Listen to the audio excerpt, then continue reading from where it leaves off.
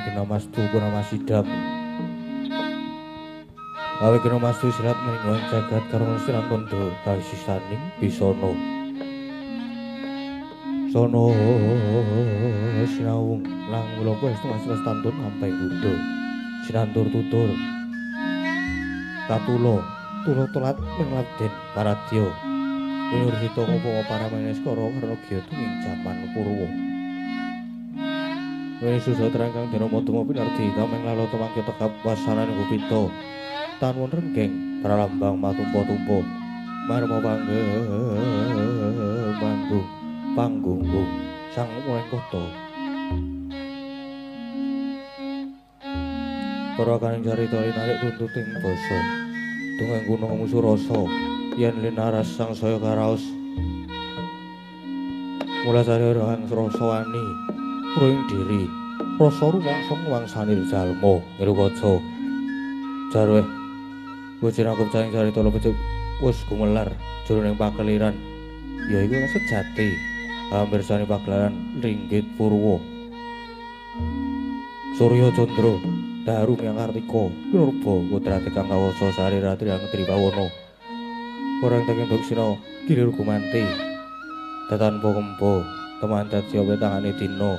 Sasi, warsi, pintu kang sarta abad Darukulan tangar tumangar Sinirambun kaya jawah pating grumpiah Dadya padanging kutu-kutu alang atoko bulan unum yang berontoyo Dadya bebranan yang tanpa icalan Jalma manungsa tinitah priya wanita spondo-pondo anut golongane bangsa dewi-dewi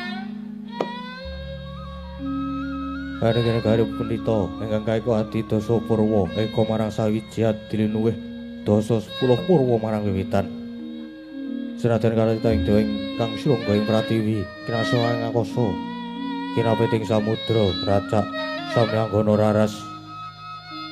Nanging dalan kadya ingkang kinupit ing dalu samangke yekti ingkang sinebat negari Hastinapura ya ing Liman Benawi ya Kacahuya ya ing Kuru Jenggala pramila winastan negari Hastina Karnada ing nguni ingkang yasa Prabu Hastimurti minangka pepengeduk kunaning kono kinarya kedhaton ing Dipangga kapan tresna kinarya pambukaning kondo saratri mangkawit ngupuhi negari 100 tarantuk kalih nadyan 1000 tan jangkep satoso dasar negara ingkang panjang punjung pasir wukir gemah ripah jinawi kerta tata turaharja Wonogung ngimbanging gunung anggung reksa murah lestari ron tumurun trah tumerah sedaya dadya raga-ragang ing lingkungan langkung-langkung lamunta tinali dijalma sapurja samya sampet ing sesanggeman saben saking tindak sangsaya sinangsaya tebih ing wada winada arane namung sarwi samat sinamadan daya dinayan sawiji-wiji wis mapan jatining jejibaan ingkang piniji temat hawujud manunggaling cipta rasa karsa budi hambabar karya halambaran jiwa manunggal bangsa nunggal basa tuwin nunggal nagri para nayaka bebauning raja racak sami kuntap kautamane limpat ing kawruh pramana ing paningal kang sarta tansah ambudidaya kuncaraning bangsa luhuring nalendra Wasupitri Brahmana Resi sami gentur tapane mateng semadine manteng pangestine ingkang ginanta muhung rahayuning kawula miyang tentreming bawana saben hari titiwanci hanggung gumrenggang sabawaning puja mantra midul saking titah ingkang nedheng manembah padaning Bathara Luhung dadi raja sisiring praja ing Astina senajan para narakisma padha tentrem atine sami atul miang telaten nggenya ulah pasiten. Tema bumi cengkar dadi subur, lemah grasak dadi mawur pekasan. Wulu wetu uwuh matikel-tikel. Manane muraing sandang boga ing negaring Astina. Lapat saking reja raharjaning praja negaring Astina turna dasar negara ingkang gedhe obore, padhang jagate, dhuwur kukuse, jero tancepe adoh marang kuncarane. Tur kasusreng manca praja. Pramila datana momo kalamun akeh para ratu manca nagri ingkang sami gandrung kayungyun. Labet mamitran sambet kekadangan ingkang sami aliruduta agung minangka tandha sesutresna. Lah sinten to wau dasa nawanira Sri Narpati ing Astina. Dasa 10 nomaran Sri Ratu. Pranyata wong agung ing Astina wirangi den punjeni, den kunceni, sedane den dadakaken. Wenang ajejuluk Sri Mahaprabu Duryudana, ya Prabu Suyudana, ya Jaka Pitana, ya Kurupati, ya Destarastratmaja, Anggendari Suta, ya Sang Trimamangsah. Dasar negara kondang ing rat berbudi, berbondo remen anggeganjar, kawula wisuda nanging kirang mersudi reng tata krami. Katang satus kang nyantana den ugung kesenengane. Marma sagung para kadang sami kaduk adigung adiguna. Yen to girungga oleh labuhane ratu wiaring jajahan nadyan saratri tarana pedhoti. Sinegak kang merwang kawi. Nuturi sajuga samnata warang miyos tinangkil mungguing setinggil pinaturata lenggah dampar pinalipit kencana pinate ing Nawaretna. Lewek babut perang wedhani Ginanda Wida ing Jebat Kasutri. Sinebaran sari-sari kinebutan lor badak kanan kiring kungas gandaning sang nata ing bekti jroning wasewakan. Lah sinten to ingkang kepareng jagat mangersa kalian sang nata lenggah mabukuh amarikelu mukul rekon jemeng Pratiwi tumrika warnanira sang Rekinapatih Harya Sengkuni ya sang Suman ya Raden Trigantalpati kaleres paman kalian sang nata kinarya warangkaning sang nata Patih Harya Sengkuni menggaraken nenggahnya Pandhita ing saka 5 keparep Begawan Durna ya Resi Kumbayana pinangka pinisapa ing Astina mujanggani ing ring praja madani sagunging janggan mawasi tlatah saka 5 sumambung pungkur lenggahnya sang nata ing awangga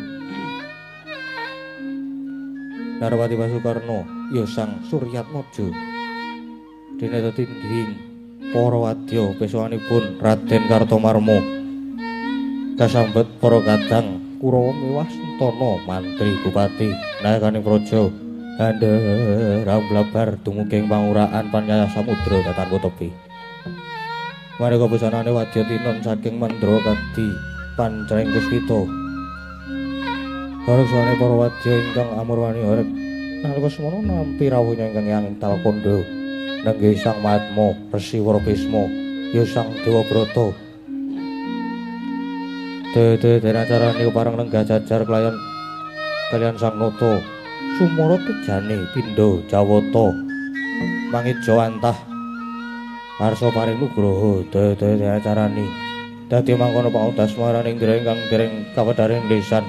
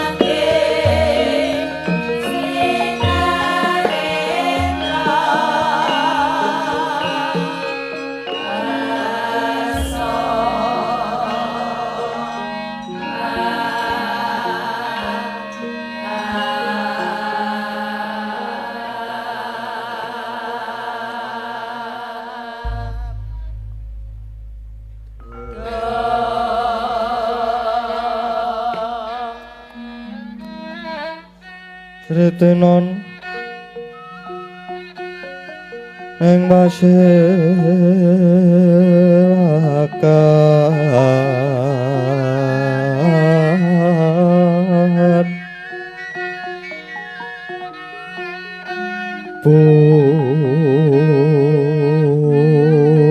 busana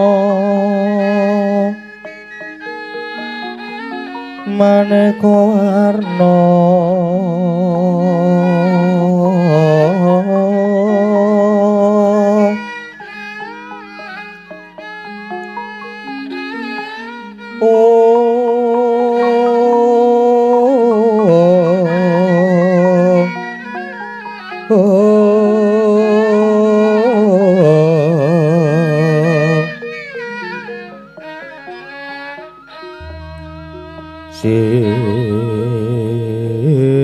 Sipa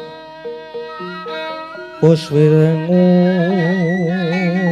Dyono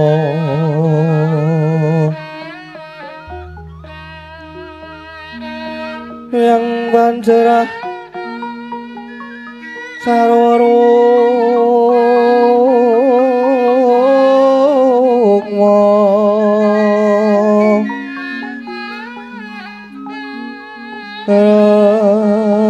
Ranggang manik noro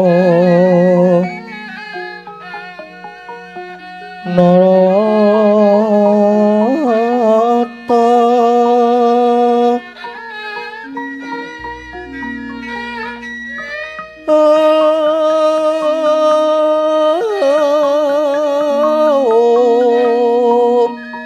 Ana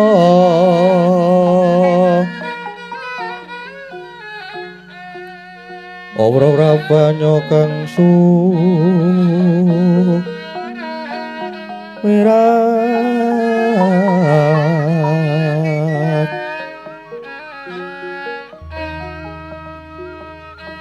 kanyaring deca kaliwaran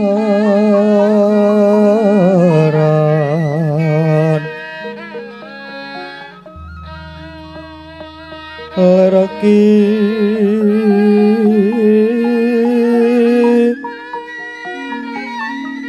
laci sireng adik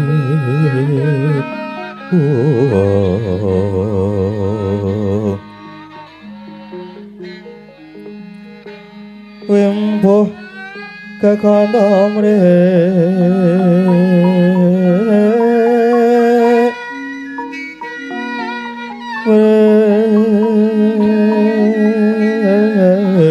ingin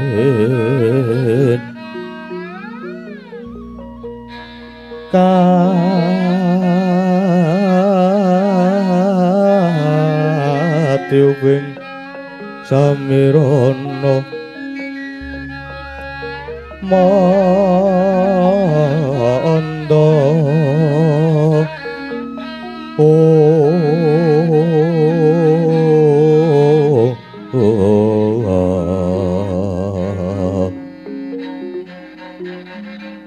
sawaran mangambar bungas ngepeki jroning pasewakan pandya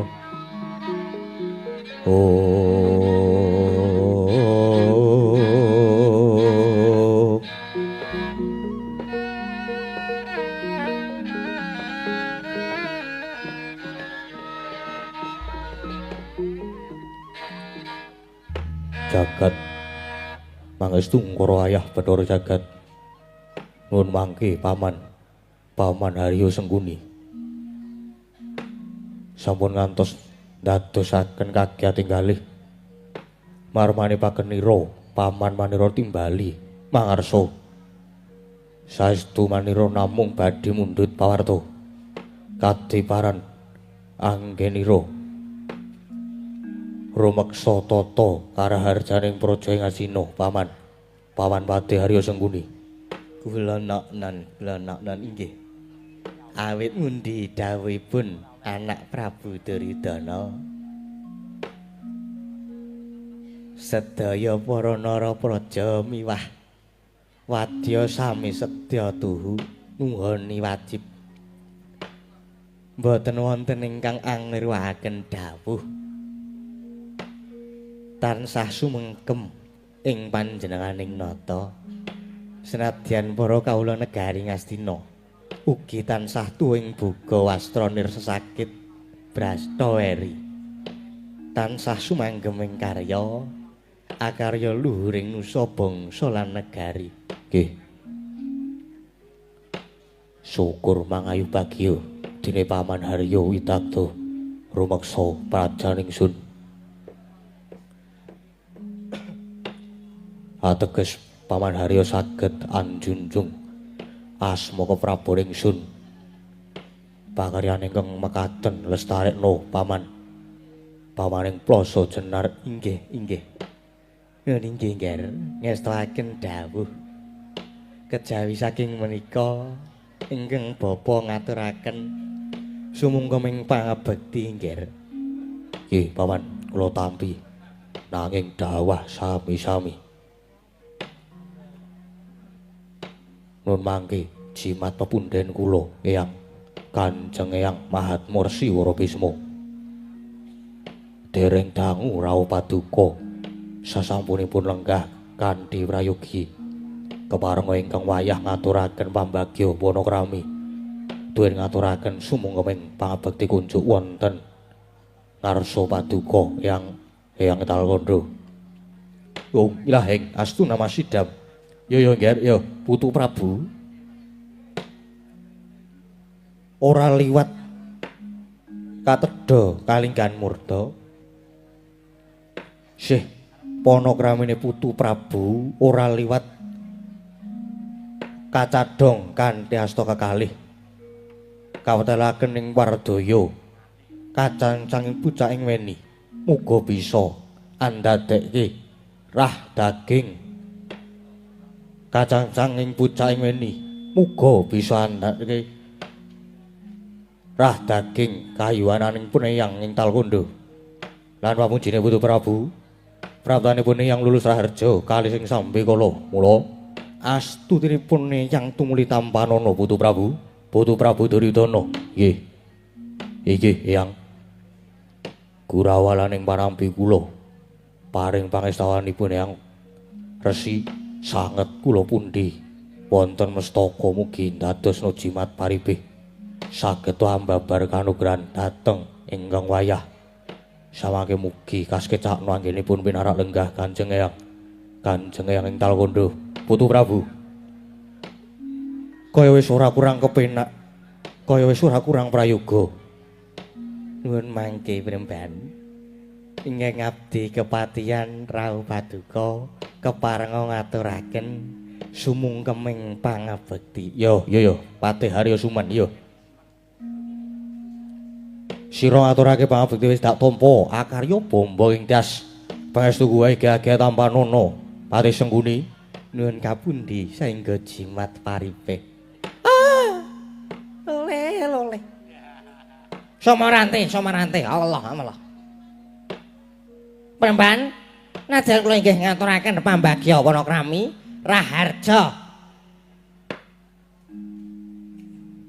Raharja Premban rawuh wonten Sitinggil Piraturata Negari Ngastina. Ya Pendhita Durna ya.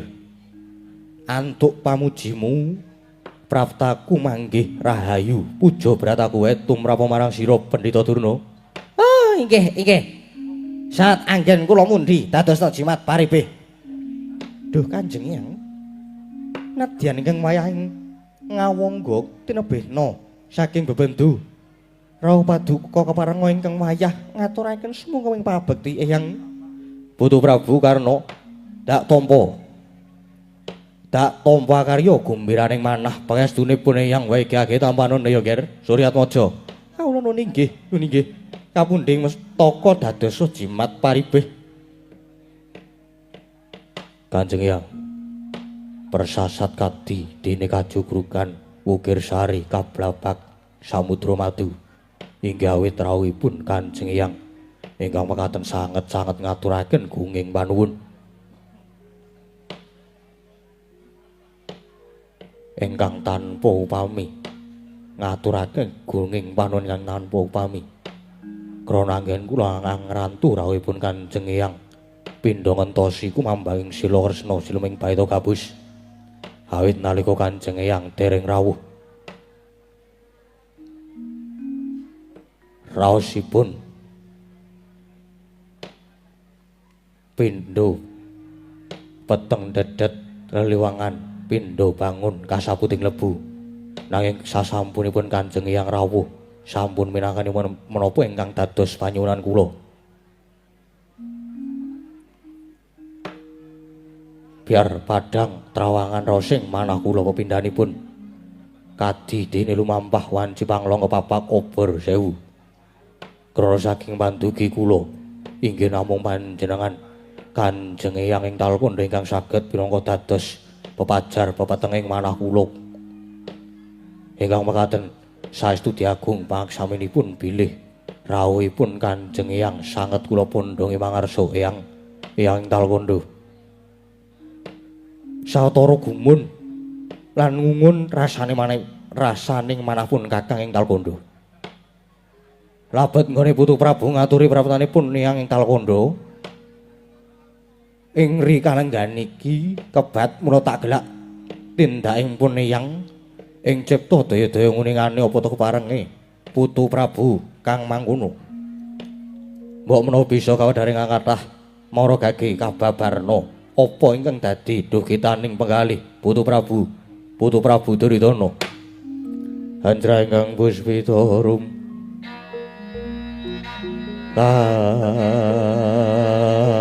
kasih samiran ombre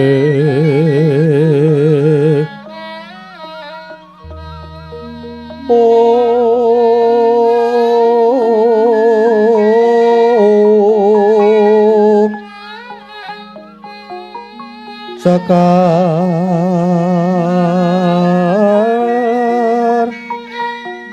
gadung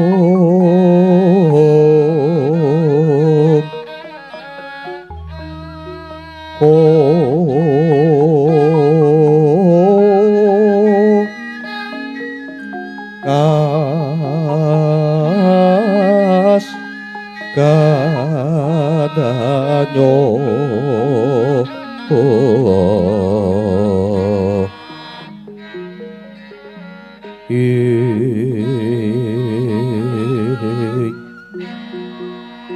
maweh raras ratnaning diya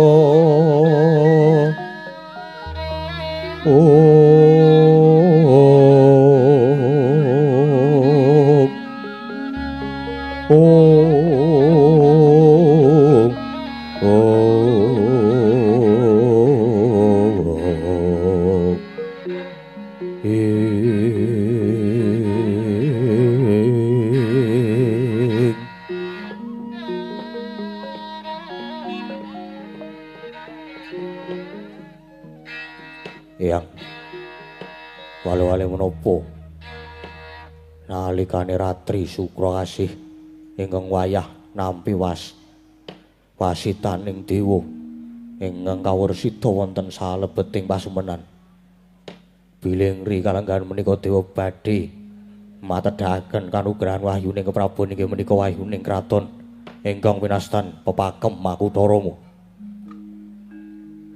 ujaring wasita ingkang sampun kula tampi badhe mandhap wonten ing tlatah Kutarunggu wonten ing Swelagiri ing mriku wonten pitataning jalma ingkang kinten kula dados sang awatara ingkang nedya ambabar pakamipun Prabu Rama Dewata ing Muni yang ental kondo pramila paduka Kanjeng Eyang kula rawuhaken saestu namung badhe kula suwuni sabda tuwun tuwin iguh partikel rehning menika jawata badhe nurunaken wahyuning keprabon sinebat wahyu Makutarama prayoginipun lampah kados pundi Eyang menapa ingkang payah pun Duryudana kedah nggayuh wahyu menika Eyang kepareng paduka Kanjeng Eyang Talkondo paring pangandikan sabda tama Eyang. Ilahing astu nama sidam samendang wae ora ana ingkang karempit. Apa kang dadi pangendikaning Putu Prabu pun Eyang wis bisa nampa kanthi trewaja. Lan saektinipun Eyang pun Eyang Talkondo uga wis uninga lamun kalenggan iki Jawata bakal mudhunake wahyuning kraton kang sinebut Pepagem Makutharama. Mula Putu Prabu ngrawuhake pun Eyang iki krana Putu Prabu kaya narasa mangu-mangu nedya gayuh wahyu iku. Ya apa ora? Ya ngono to, Nger? Kasinggihan makaten Kanjeng Eyang jagat Dewa Bathara. Lah yen ngono kalenggan iki ingkang dirembug luwih dhisik ya kuwi babakan wahyu. Putu Prabu wis prisa munggo kang diarani wahyu iku sejati napa? Dereng ndungkap kepareng Kanjeng Eyang medhar sabda. Yo Putu Prabu. Sejatine ingkang diarani wahyu kuwi tuwuh saka waing pangudi. Ya kuwi saka pangudi ingkang sinartan mantep lan temen. Lan wahyu kuwi sawijining kabegjan utawa kanugrahan peparing saka Kang Maha Kawasa ingkang ambabar daya luwih. Dene babaring daya luwih mono bisa wujud kasugihan bondo, bisa wujud panguwasa, bisa wujud derajat lan pangkat. Lan uga wahyu kuwi tuwuh saka waing pangudi. Ya kuwi pangudi ingkang sinartan mantep lan temen. Lire nggone gayuh kanthi sinartan manteping rasa tumemenging tumindak linambaran ati suci pepayung budi rahayu. Nanging umpama wis kasembadan kadurungan wahyu lekas tumindahe saben dinane ya kudu sarwa prasaja, sarwa demen ado saka watak lelamisan demen ngajeni marang wong liya, hambak susila anuraga, ora seneng bangsaning cecongran, anane mung sarwa memayu raheruning bebrayan agung. Lah, rening wahyu kuwi sawijining kabegjan utawa kanugrahan peparing saka Kang Maha Kawasa ingkang bisa ambabar daya luwih sinebut wahyu Pepagem Makutharama. Mula Putu Prabu supaya budidaya gayuh wahyu kuwi karana yen kasembadan gayuh wahyu kuwi mau mesine bisa murakapi kanggo keprabone Putu Prabu, kanggo negari Ngastina, kanggo para sentana lan mesinipun ugi murakapi kangge para kawula. Nanging tasuhun Putu Prabu nggone gayuh tetapa nganggo margi rahayu kanthi ateteken ati suci pepayung budi rahayu kuwi yer Putu Prabu. Jebul aurat sanget caranipun gayuh wahyu. Yo pancen angel.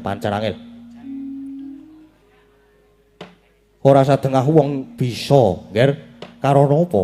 Karana yen kepinteran, keprigelan, katrampilan kuwi bisa disinau nanging sing angel kuwi nggon kewahyon lan nggon ketrima. Merga wong kuwi nek kewahyon bebasan obah mamah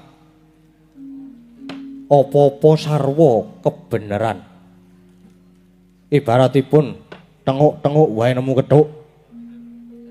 Klintong-klintong nemu gong, beda karo wong sing ora ketrima suket godhong dadi mungsuh. Selagine duwe panemu bener wae mesti mung disalahake. Tumindak apa wae sarwa kleru. Ger Duryudana. Siji pesti, loro judu, telu wahyu, papat kodrat kuwi kabeh kapurba ana panguwasaning Gusti Kang Maha Agung. Mula senadyan dioyak kaya ngapa, senadyan dioyake kaya ngapa, senadyan digedhono dikundanana, nanging yen durung pestine saekti tangeh lamun kelakone nanging titah diwenangake budidaya. Lah kuwi rehning kanugrahan ingkang bakal medhun kuwi wahyu Pepagem Makutharama. Monggo prayogane dipun gayuh ya, Nger. Nggih, matur sembah nuwun, Yang. Paman, Paman Haryo Sengkuni. Kula nyuwun pamrayogi babagan badhe tumuruning wahyu pepakem Makutarama. Menika kula kedah gayuh menapa mboten, Paman? Inggih, nggih. Menawi saking pamrayogi kula paduka jumeneng nata wonten negari Ngastina menika sampun mataun-taun. Monggo nyatanipun kawibawan kamulyan kanalindran sedaya sampun saged rinegem dening paduka anak Prabu Duryudana. Persasat jagat menika kebrebegan kondhangipun Anggir Prabu Duryudana. Kondhang umandang bilih paduka menika nalindra ingkang sugih bondo, sugih bandu. Sugih bondo tegesipun keceh brana picis. Sugih bandu tegese wenang nepak bun-bunane ratu. Dasaripun wiyaripun negari Ngastina menika inggih sayujana persagi. Inggih ageng, inggih agung. Turta inggih kuncara, sampun to, sampun. Yen saking pemanggih kula kinten kok mboten wonten ginanipun dadak nggayuh wahyu. Monggo dhisik Haryo Sengkuni. Lah kok dadi kowe matur yen ora ana gunane dadak nggayuh wahyu, dasarmu ya apa Suman? Lah nggih to. Ginanipun menapa nggayuh wahyu yen kasunyatanipun anak Prabu Duryudana jumeneng nalendra wonten negari Ngastina menika. Sameneika sampun keceh brana picis tur inggih sugih bondo, sugih bandu. Monggo kawibawan kamulyan sampun saged kecakup badhe nggayuh napa malih. Nanging wahyu kuwi mestine mesti wae ora mung kanggo putu Prabu pribadi. Nanging kanggo tentreming negara lan mulyaning kawula negari Ngastina tanpa dadak ngangge wahyu sameneika sampun tentrem tur inggih mulya kawulane. Kowe kok iso matur kaya mangkono, iso matur nek negara Ngastina tentrem lan kawulane padha mulya uripe. Coba aku tak takon karo kowe. Apa kowe dadi nayakaning praja kuwi tau tetinjur niti priksa kawulamu luwih-luwih nayakaning praja?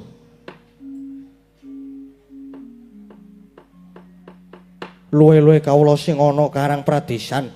Mongko sak ngertiku negara Ngastina sing jaremu negara sing sugih mblegedhu keceh brana picis iki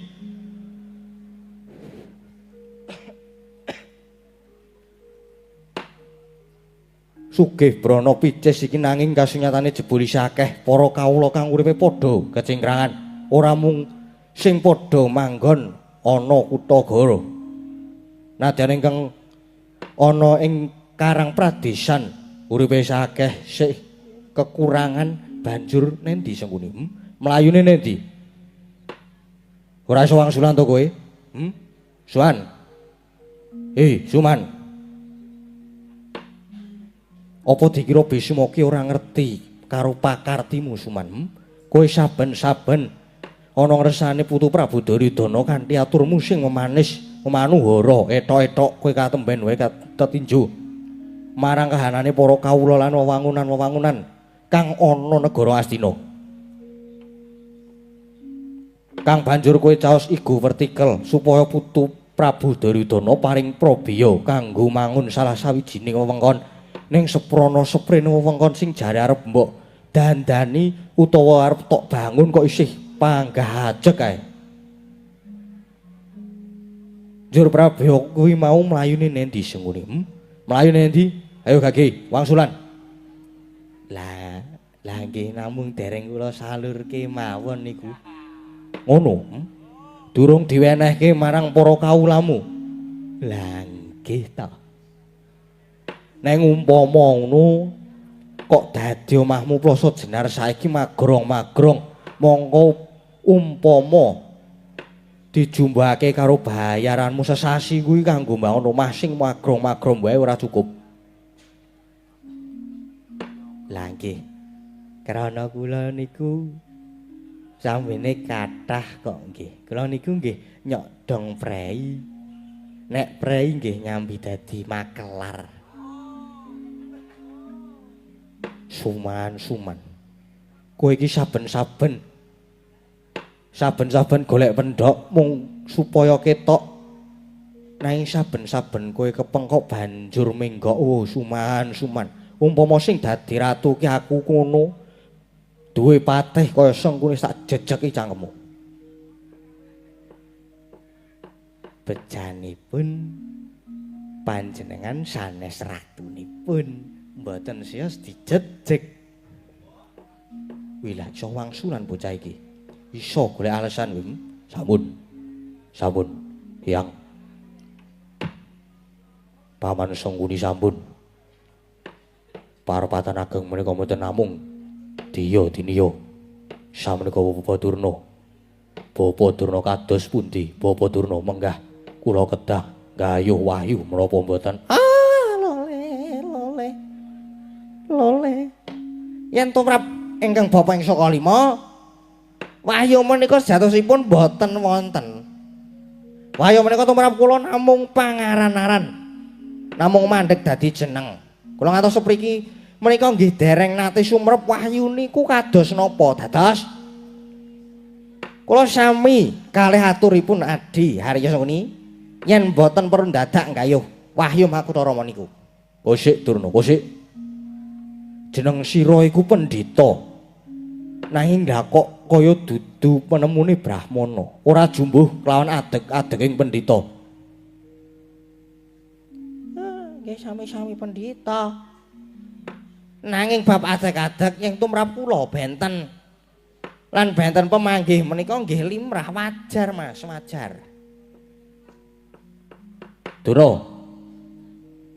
Kowe ning negara Ngastina iki dapukane dadi pujangganing lan dadi pendhita. Pendhita kuwi lingganing tembung ngepen barang sing nyata. Nanging uga disebut pendhita kuwi dipundi lan ditata. Dipundi ngelmu batine ditata salah bawane. Dadi tumindaking pendhita kuwi mau kudu tansah nengenaking pamuja. Nyuwun marang Jawata jagat pinaringana tentrem kawula paringana bagya mulya. Lah ning kok dadi kaya ngono panemumu. Lah niki nyambung bab wahyu to niki to. Niki nyambung bab wahyu ngaten. Kula bab anane wahyu niku mboten percaya. Wahyu niku mboten ana, mboten enten. Monggo tumrap Begawan Bisma. Wahyu kuwi ana. Nanging tan kena kinaya ngapa? Merga wujuding kabegjan lan kanugrahan. Nang nyatanipun nadyan ujare sampun saged kasembadan utawi kadunukan wahyu ning nyatanipun gesangipun inggih panggah ajeng mawon mboten mulya. Tuladhane contonipun para Pandhawa nika sing jarene daya isa kasembadan kaya wahyu nganti pirang-pirang wahyu, wahyu Cakraningrat, wahyu Widayat, wahyu Kabulaya Jati, wahyu Pancatunggal, wahyu Pancasari, wahyu Prasrawa, wahyu Trimanggala. Nanging pundi? Pundi nyatanipun pundi? Pandhawa jarene do oleh wahyu ning uripe nyatane ya isih do rekoso, tetep do mlarat. Kuwi merga mung durung wae tibane wayahe mangsa kala. Nanging wis ketekan titi wanjine mesti bakal padha ngunduh. Bakal padha ngunduh marang tandurane, kepara uga ndayani kanggo para kawulane. Loh, saniki sing cetha mawon. Angger Prabu Duryudana tanpa dadak ngangge gayuh wahyu, nanging samenika gesangipun nggih sampun saged mulya niku. Ya wis sakarepmu wis. Wis kentekan ngakal aku pisan. Dikandhani apik-apik nanging isane mung padha ngeyel. Sampun. Samenika Kakang Narpati Basukarna kados pundi pemanggihipun? Mangke riyen Nyai. Monggo dipun lajengaken anggenipun ngendikan kaliyan para sepuh rumiyin. Mangke kula matur kantun kemawon. Mindak kula malah klenta-klentu rembag jer kula ngrumaosi gesang kula menika ngiyup wonten sangandhap genderanipun negari Ngastina. Menika Yai. Nggih sampun menawi ngaten. Nuwun sewu Wang. Kula wonten mriki menika ngadeg jejeg setunggaling Nalendra ingkang menang Masesa nanging ora wenang Kawasesa. Kula kepingin ngereh nanging moh direh. Kula kepingin digugu nanging moh gugu. Tuwin kula mboten mawe etang-etang apa wong tuwa, apa bocah enom, apa wong liyandrayan, apa wasis waris dewi, apa krandah, apa kuwi pepunden persajan kemawon. Babagan menika kula ndoyong condong dateng pangandikanipun Paman Harya Sengkuni. Lanjut madhong marang Bapa Durna menawi salebeting sapet jagung menika mboten sarujuk kalian raos sing manah kula. Nuwun sewu. Nuwun sewu. Nadyan derajat menapa kemawon tetep dados mangsaipun Duryudana Kanjeng Hyang. Sigra-sigra yen parmana ganca sigra ngraketana wang sesangka wang sesangka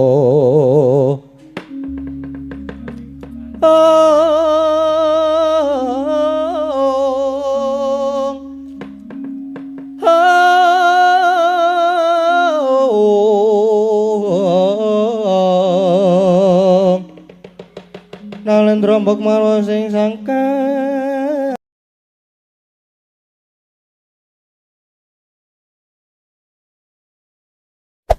Hey there. Subscribe to my channel. And also press this bell icon.